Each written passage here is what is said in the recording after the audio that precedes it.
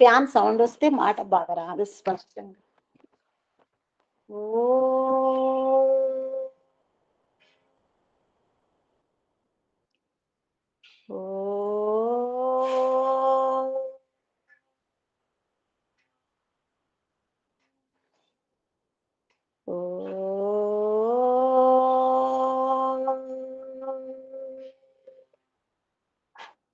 ఓం భూర్భువస్వః తత్సవితుర్వరేణ్యం భర్గో దేవస్య ధీమహి ధియో యో నః ప్రచోదయాత్. ఓం అసతో మా సద్గమయ తమసో మా జ్యోతిర్గమయ మృత్యోర్మామృతంగమయ. ఓం సహనావతు సహనౌ భునక్తు సహ వీర్యం కరవావహై తేజస్వినావధీతమస్తు మా విద్విషావహై. ఓం శాంతి శాంతి శాంతి. నమస్తే మాతాజీ, అందరికీ నమస్తే. అందరికీ నమస్తే. ఈరోజు మనం 7వ సూత్రాన్ని తెలుసుకునే ప్రయత్నం చేద్దాం. అర్భకౌకస్త్వాత్ త వ్యపదేశాచ్చ నేతి చేన్న నిచాయత్వ దేవం వ్యోమవచ్చ.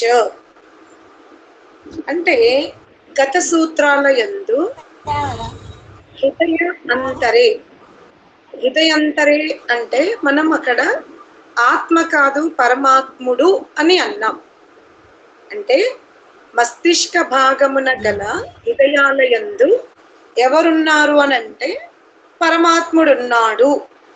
అక్కడ ఆత్మకు సంబంధించినది కాదు అన్నందుకు ఈరోజు ఒక సంశయం చెప్తున్నాడు.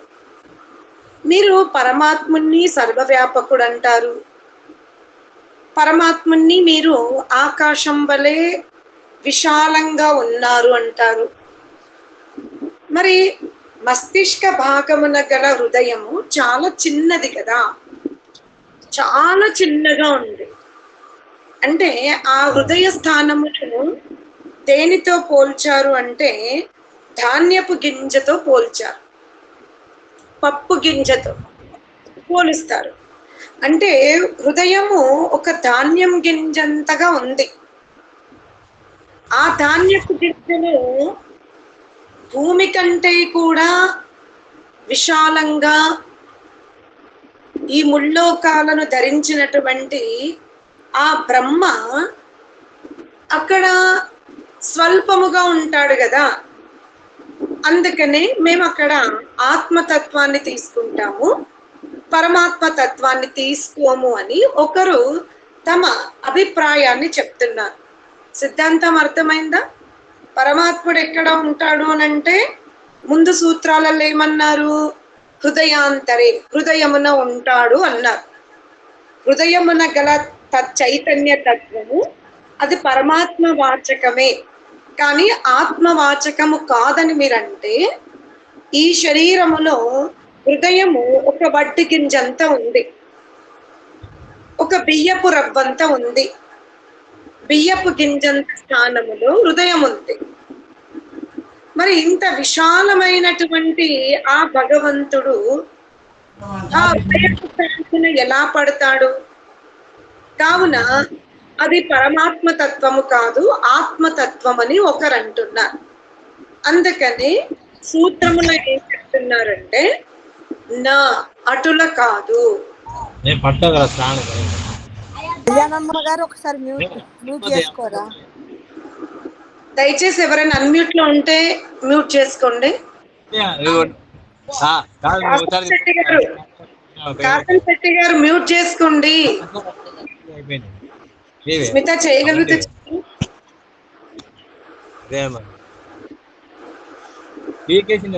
ముందు లూజ్గా ఇట్లా ఇట్లా సైడ్ కొండి కదా.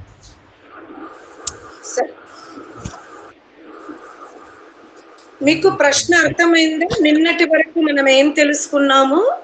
హృదయమున గల చైతన్య తత్వము ఏదైతే ఉందో అది ఆత్మకు సంబంధించింది కాదు, పరమాత్మకు సంబంధించింది అన్నప్పుడు ప్రశ్నలు ఎత్తున్నారు. హృదయం అంటే ఎంత ఉందంటే ఒక బియ్యపు గింజంత ఉంది. ఆ బియ్యపు గింజంత స్థానంలో పరమాత్ముడు ఎలా పడతాడు?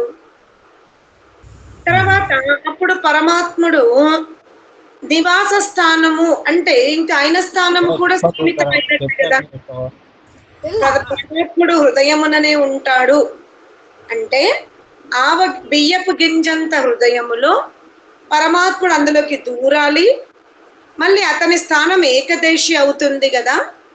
అందుకనే పరమాత్ముడు సర్వవ్యాపకుడు, పరమాత్ముడు భూమి కంటే విశాలంగా ఉంటాడు, ఆకాశము వలె విస్తీర్ణంగా ఉన్నాడు అని ఈ లక్షణాల చేత మేము హృదయములో గల చేతన తత్వం పరమాత్ముడు కాదు ఆత్మ అంటున్నాము అనేది అభిప్రాయాన్ని వ్యక్తపరుస్తున్నారు. క్వశ్చన్ అర్థమైందా? ఉందా? అర్థమవుతుంది మాతాజీ. అర్థమైంది కదా. ఈ కాసం శెట్టి గారికి నేను చెప్పినా వినబడతలేదు. మీరు అన్మ్యూట్ లో ఉన్నారు, దయచేసి మీరు మ్యూట్ చేసుకోండి. సూత్రంలో ప్రశ్న అర్థమైందా? ప్రశ్న అర్థమైంది కదా మీకు? ఇప్పుడు అక్కడ చెప్తున్నాడు అర్భకౌకస్త్వాత్. అర్భకము అంటే అల్పము, ఓకహ అంటే నివాస స్థానము. అంటే పరమాత్ముని యొక్క స్థానము హృదయమున ఉంది అనంటే పరమాత్ముడు హృదయమున మాత్రమే ఉంటాడని కాదు. అర్థమైతే పరమాత్ముడు హృదయమున కలడు. జీవాత్మ పరమాత్ముని ఎక్కడ దర్శించుకోగలుగుతుంది అనంటే హృదయమున దర్శించుకోగలుగుతుంది అన్నారు. అంతేకాని పరమాత్ముడు హృదయముననే ఉంటాడని అనుకోకూడదు. అర్థమైందా? ఇప్పుడు పరమాత్ముడేమో సర్వవ్యాపకుడు, పరమాత్ముడు సర్వత్ర వ్యాపించి ఉన్నాడు. పరమాత్ముని వలె జీవుడు వ్యాపించి ఉండగలుగుతాడా? ఉండలేడు. పరమాత్ముడు ఎక్కడెక్కడ ఉన్నాడో జీవుడు అక్కడక్కడికి వెళ్ళలేడు. ఇప్పుడు ఉదాహరణకి మనము రాజుతో ఒక పని ఉంది, రాజుతో మనకు పని ఉంది, మనం రాజుని కలవాలనుకుంటాం. రాజుగారు తన భార్యతో ఉంటాడు, తన బిడ్డలతో ఉంటాడు, తన మిత్ర మండలితో ఉంటాడు, తన బంధువర్గముతో ఉంటాడు, దైనందిన నిత్య కార్యములు చేసుకుంటాడు, భోజనాదులు చేసుకుంటాడు, శయనాగారములో ఉంటాడు. అంటే రాజు ఎక్కడెక్కడ ఉంటాడో అక్కడక్కడికి వెళ్తే అది మర్యాదనా అమర్యాదనా? మర్యాద. రాజుని మనం ఎక్కడ కలవాలి? రాజు ఎప్పుడైతే ప్రజల యొక్క సభకి వస్తాడో, ప్రజల యొక్క బాధకాలను వినే ఒక సభ ఉంటుందో ఆ సభకి వచ్చినప్పుడు మనం ఆ అవకాశాన్ని వినియోగం చేసుకోవాలి. అంతేగాని రాజు మా చేత ఎన్నుకోబడ్డాడు, అందుకే మేము ఆయన పడక గదిలోకి వెళ్ళి కూడా మా సమస్య చెప్పుకుంటాం, ఆయన భార్యతో కూర్చున్నప్పుడు కూడా మా ప్రాబ్లమ్స్ చెప్పుకుంటాం, ఆయన తన బంధుమిత్రుల వివాహానికి వెళ్తే అక్కడ మా ప్రాబ్లమ్స్ చెప్పుకుంటాము అంటే ఇక్కడ అధర్మాచరణ ఎవరు చేస్తున్నట్టు?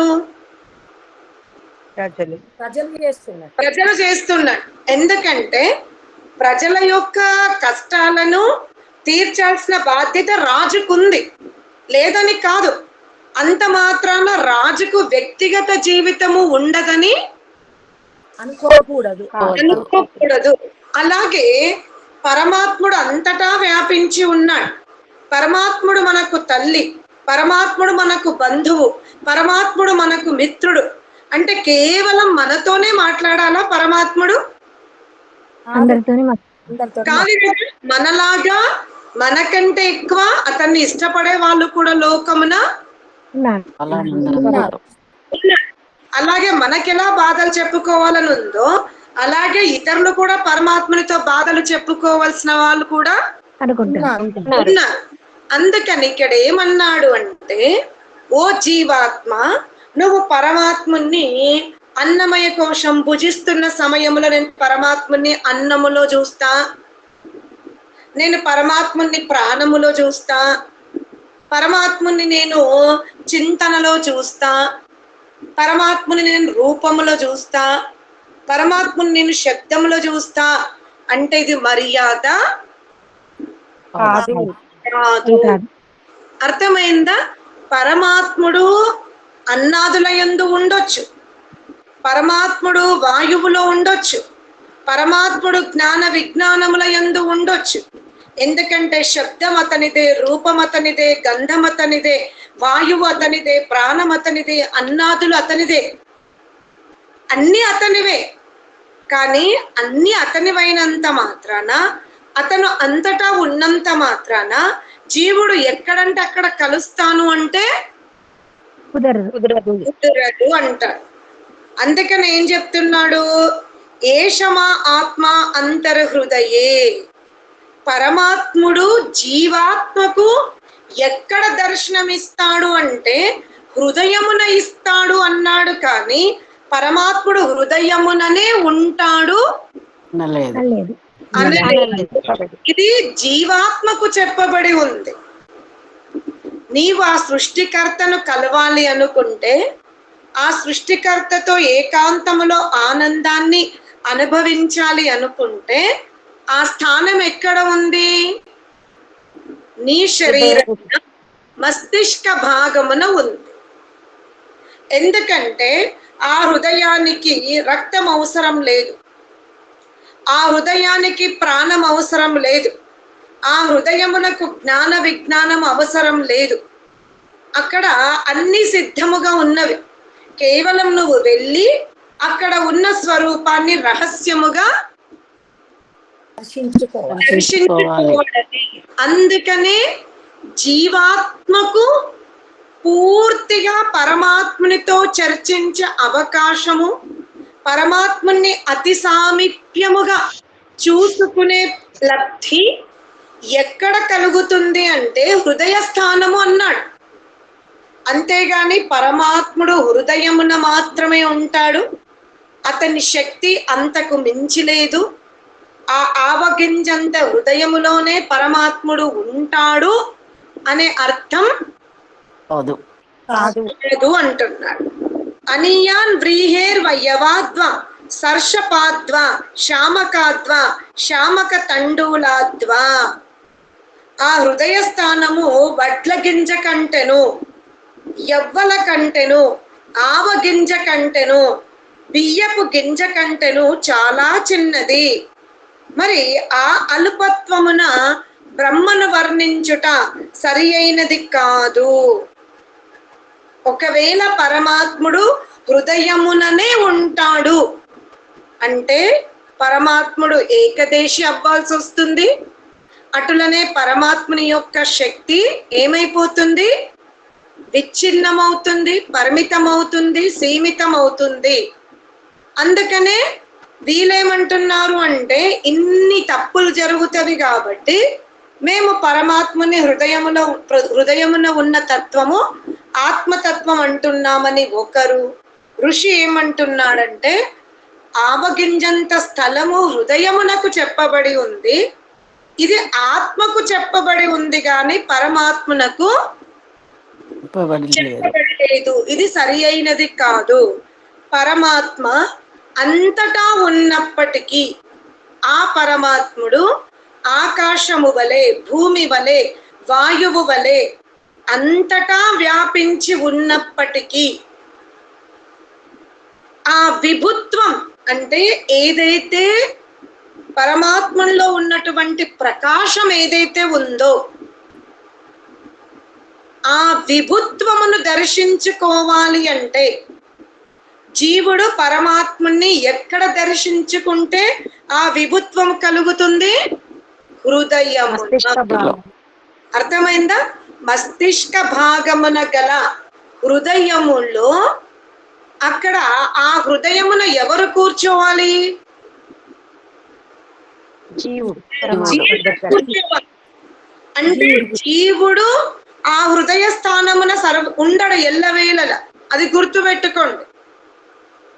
మస్తిష్క భాగమున గల హృదయమున జీవుడు నిరంతరము ఉండడు. జీవుడు మిగతా సమయములో ఎక్కడుంటాడు చెప్పండి? ఈ జీవాత్మ కేవలము మస్తిష్క భాగమున హృదయమున కాకుండా ఎక్కడెక్కడుంటాడు? శరీరం అంతటా మన శరీరమున ఉంటాడు. అతనికి యోజన ప్రకృతి పరమైనటువంటి, ప్రకృతి అంటే తన శరీరము గురించి, రక్తం తయారవుతుందా లేదా, నేను వ్యాధిగ్రస్తుని అవునా కాదా, నాలో నిరోధక శక్తి ఉందా లేదా, నేను ఇలా మాట్లాడాలా మాట్లాడకూడదా, నా సంకల్పాలేంటి, లౌక్యముతో కూడుకున్నటువంటి చర్చ చేస్తున్న సమయములో జీవుడు ఎక్కడుంటాడు? లౌక్యము అంటే తన శరీరమును, మళ్ళీ బాగా తెలుసుకోండి, తన శరీరము గురించి, తన శరీరములో ప్రాణశక్తి, రక్త ప్రసారణ అవయవాలు బలహీనంగా ఉన్నాయా, చక్కగా రాజ్యం వెళ్తున్నామా, నా మంత్రులు నా సైనికులు అన్ని ధర్మముగా ఉన్నాయా లేవా అనే చర్చ చేస్తున్న సమయములో జీవుడు ఎక్కడ కూర్చొని చర్చించుకుంటాడు? మనస్సులో దగ్గరగా ఉంటాడు. బుద్ధి దగ్గర. బుద్ధిని బాగా వినండి, మీ అందరికి ఇవాళ చెవులు విండాలి. బుద్ధిని, మనస్సుని, చిత్తమును, అహంకారం అనే ఈ మంత్రులను తీసుకెళ్ళి ఈ చెస్ట్ కి కింది భాగమున గల హృదయమున కూర్చొని వీళ్ళ నలుగురితో చర్చించుకుంటాడు. అందుకే చెప్పాను, మన శరీరములో 2 హృదయాలుంటవి. శరీరము గురించి చర్చించుకోవలసి వచ్చినప్పుడు ఎక్కడుంటాడు? హృదయ భాగంలో. మన ఛాతి దగ్గర ఉన్నటువంటి హృదయ భాగములో కూర్చొని అక్కడ మనస్సుని పిలుచుకొని, బుద్ధిని పిలుచుకొని రండి అని రహస్యముగా ఆ హృదయ గూటిలో చర్చించుకుంటాడు. సైన్యమునకు అంటే మీరు ఇంద్రియాలకు ఇది ఆర్డర్ ఇవ్వండి అని. ఒకవేళ జీవుడు తన హృదయమున గల మనస్సుని, బుద్ధిని, చిత్తముతో చర్చ లేకుండా జీవనము గడుపుతున్నాడు అంటే అతను జితేంద్రియుడు కాడు. అర్థమైందా? మనము శరీరమున 2 హృదయాలున్నవి. ఎక్కడైతే రక్త ప్రసారణ జరుగుతుందో, మంచి రక్తము శుద్ధి అయి చెడు రక్తము మూత రూపములో వెళ్తుందో అక్కడకు హృదయం ఉంది. ఆ హృదయ స్థానములో జీవుడు తన శరీర కార్యకలాపాల గురించి చర్చించుకుంటాడు. అక్కడ కూర్చున్నప్పుడే మనస్సు అతని మాట వింటుంది, చిత్తం అతని మాట వింటుంది, బుద్ధి అతని మాట వింటుంది. ఒకవేళ ఆ హృదయములో జీవుడు మనస్సుని, బుద్ధిని, చిత్తమును ఆహ్వానించుకోకపోతే మనస్సే ఇంద్రియాలకు ప్రేరణ ఇచ్చి గందరగోళం పట్టుకొస్తుంది. బుద్ధి ప్రేరణ ఇచ్చి మంచి చెడు సంకల్పాలు అదే చేసేసుకుంటుంది. ఇదే ఆధ్యాత్మికత అంటే. అధితిష్టతి, ఆధ్యాత్మికత అంటే లోపల కూర్చోవడం. పరుగు తీయకండిలా. మనము మన శరీరము గురించి మనము ఏమేమి యోజన చెయ్యాలి, ధ్యానం ఎందుకు చెయ్యాలి, ఎందుకు వేదాధ్యయనము చెయ్యాలి, ఎందుకు ధర్మాచరణ చెయ్యాలి, ఈ డిస్కషన్ అంతా ఏ హృదయమున జరుగుతుంది? హృదయంలో. ఇక్కడున్నటువంటి భాగములో జరుగుతుంది. మస్తిష్క భాగమున గల హృదయమున ఆత్మ మనస్సును తీసుకెళ్ళదు, బుద్ధిని ఎవరిని తీసుకుపోదు. ఒంటరిగా వెళ్ళి అక్కడ విభువును దర్శించుకుంటుంది. ఆ హృదయమున కేవలం ఆత్మ తన సంకల్ప శక్తితో పరమాత్మని శక్తుల్ని తనలో నింపుకుంటుంది. నేను అందుకే చెప్తున్నా, వేదాలను వల్లించడము, యజ్ఞయాగాది క్రతువులు బాగా చేయించడము, దాన ధర్మాలు చేయించడము, దీనివల్ల ఆత్మవృద్ధి లేదు. ఇది కేవలం అప్ అండ్ డౌన్ శరీరాల కొరకు ఇవన్నీ ఉపయోగపడతవి. సమాజ ఉపకారము, యజ్ఞయాగాదుల క్రతువులు, దాన ధర్మాలన్నీ కూడా గొప్ప గొప్ప శరీరాలు రావడానికి ఉపయోగపడతవి. కానీ జితేంద్రియత్వము సంపాదించాలి అన్నా, విభువుని దర్శించుకోవాలి అన్నా జీవుడు 2 హృదయాలను ఉపయోగించుకోవాలి. ఒక హృదయములో తన శరీరములో జరుగుతున్న ధర్మాచరణ, అధర్మాచరణ వీటిపైన చర్చ చేసుకుంటాడు. అక్కడ మనస్సు, బుద్ధి, చిత్తము, అహంకారము వీటి ద్వారా చర్చించుకున్నాడు. అక్కడ పరమాత్మనితో సంబంధము లేదు. అందుకనే నేను మీకు చెబుతున్నాను, మానవ దేహము యొక్క నిర్మాణము చాలా చాలా అద్భుతమైనది. ఇది ప్రపంచములో ఏ సంపత్తితో పోల్చదగిన వస్తువు కాదు. లోపల యాత్ర చెయ్యండి, అద్భుతమైనటువంటి నిర్మాణం మీకు అర్థమవుతుంది. పైన పైన జపము, పైన పైన క్రతువులు చెయ్యడము కాదు, అంతర్గతంగా వెళ్ళండి. అసలు మనస్సు, బుద్ధి, చిత్తము ఇవి ఎప్పుడు ఆత్మ మాట వింటవి? హృదయంలోకి వెళ్ళినప్పుడే.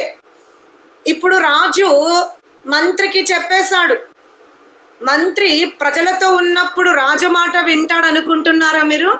అలా కాదు రాజుగారు, ప్రజల అభిప్రాయం ఇదండి, ప్రజలు దీన్నే ఒప్పుకుంటున్నారండి, రాజుగారు మీరు స్వీకరించండి అంటాడు. ఒకవేళ రాజు తన భవనంలోకి మంత్రిని పిలిచి ప్రజల యొక్క అవకతవకలు వాళ్ళు చెబుతున్నప్పుడు మనం ఈ విధంగానే మాట్లాడాలి అన్నప్పుడు ఆ సమయంలో మంత్రి రాజుగారు మాట వింటాడు. ప్రజల మధ్యలో ఉన్నప్పుడు మంత్రి రాజు మాట వినడు. సేమ్ లోక్యములో రాజు, మంత్రి, ఆ కోశాధ్యక్షుడు, సలహాదారుడు ఎలా బయట వ్యవస్థ ఉందో అలాగే ఈ ప్రజలే ఇంద్రియాలు, ఈ గోళాలే గుర్రాలు, సారథియే బుద్ధి, దిశ నిర్దేశం చేస్తుందే మీ మనస్సు. ఇవన్నీ కూడా సక్రమముగా నడవాలి, ఇవన్నీ కూడా రాజుకు భయపడాలి అంటే అంతర్గతంగా జీవుడు ఈ నలుగురిని పిలిచి కొప్పడాలి. మీరు నా అనుమతి లేకుండా ఇవన్నీ చెయ్యడానికి వీలు లేదు అని తన హృదయములోకి పిలిచి ఈ నలుగురిని భయపెట్టకపోయినా, శాసనములో పెట్టకపోయినా, నియమములో ఉండుమని చెప్పకపోయినా గందరగోళం జరుగుతుంది దేహమున. అందుకనే మీకు ఇది ప్రాక్టీస్ కావాలి అంటే, మెడిటేషన్ అంటే ఏదో అనుకోకండి, అద్భుతమైన శక్తిని తెలుసుకోవడం. నేను మొన్న కూడా చెప్పిన, ముందు ప్రకృతిని తెలుసుకోండి. ప్రకృతి అంటే మన దేహం యొక్క నిర్మాణం. ఆ దేహములో 2 హృదయాలు ఎందుకున్నవి? ఒక హృదయం ఆత్మకు సంబంధించింది, అక్కడ తను స్వామిగా ఉంటది. తన స్వామిత్వములో ఎవరిని తన శాసిస్తుంది అంటే బుద్ధిని, మనస్సును, అహంకారమును, చిత్తమును. ఇక సమస్త శరీరములో జరుగుతున్న ప్రక్రియ మనస్సు మీద ఆధారపడి ఉంది, చిత్తం మీద ఆధారపడి ఉంది, అహంకారం మీద ఆధారపడి ఉంది, బుద్ధి మీద ఆధారపడి ఉంది. ఆర్డర్ ఇచ్చేశాడు. ఈ ఆర్డర్ ఇచ్చేటప్పుడు ప్రతిరోజు ప్రాతకాలమున, సాయంకాలమున, సంధి సమయముల కూర్చుని నేను భగ ఐశ్వర్యే భగ ప్రణేతర్ భగ సత్యరాధో, నేను నా ఇంద్రియాల ద్వారా, నా మనస్సు ద్వారా, నా బుద్ధి ద్వారా, నా చిత్తము ద్వారా నేను ఐశ్వర్యయుక్త కర్మలు చేశానా లేదా అనైశ్వర్యయుక్త కర్మలు చేశానా అని ప్రార్థన చేసుకుంటాడు, చర్చించుకుంటాడు, విమర్శించుకుంటాడు. తనకు శక్తి సరిపోదు గనుకనే ఆ చెస్ట్ భాగమున గల మస్తిష్క, ఆ హృదయ భాగము నుండి మస్తిష్క భాగములోకి వెళ్ళి అక్కడ విభువుని ప్రార్థించుకుంటాడు. హే పరమాత్మన్, నా ఇంద్రియాల చేత అనైశ్వర్య కార్యములు జరగకూడదనుకుంటే నీ యొక్క విభుత్వమును నేను పొందకుండా ఇది జరగదు అని అక్కడికి వెళ్ళి శక్తిని తెచ్చుకొని, శక్తిని వృద్ధి చేసుకొని, తన ఆత్మను ప్రకాశింపజేసుకుని అప్పుడు దేహములో కార్యకలాపాలు చేసుకుంటాడు. ఇంత లోతైన రహస్యము ఈ దేహమున ఉంది. అందుకనే పరమాత్ముణ్ణి మస్తిష్క భాగమున గల హృదయమున జీవుడు దర్శించుకుంటాడు అని చెప్పబడింది. కానీ పరమాత్ముడు కేవలం జీవుని యొక్క మస్తిష్క భాగములోనే ఉంటాడు అని కాదు. జీవుడు అతనిని అంత జ్యాయాన్ పృథివీ, జ్యాయాన్ అంతరిక్షాత్, జ్యాయాన్ దివో, జ్యాయాన్ ఏభ్యః లోకేభ్యః, ఇంత విస్తారముతో కూడుకున్న లోకాంతరాలు, ద్విలోకము, పృథివీలోకము, అంతరిక్ష లోకములన్నింటికంటే గొప్పవాడు. ఇక్కడ గొప్ప అంటే పెద్ద కాదు, ఆకారముతో పెద్ద కాదు, సామర్థ్యముతో గొప్పవాడు. అట్టి గొప్పగా ఉన్నటువంటి పరమాత్ముణ్ణి మనం మస్తిష్క భాగమున గల హృదయమున ఏకమై దర్శించుకోగలిగితే అప్పుడు ఈ జీవితం యొక్క రహస్యం అర్థమవుతుంది అంటున్నాడు. ఓం శాంతి శాంతి శాంతి.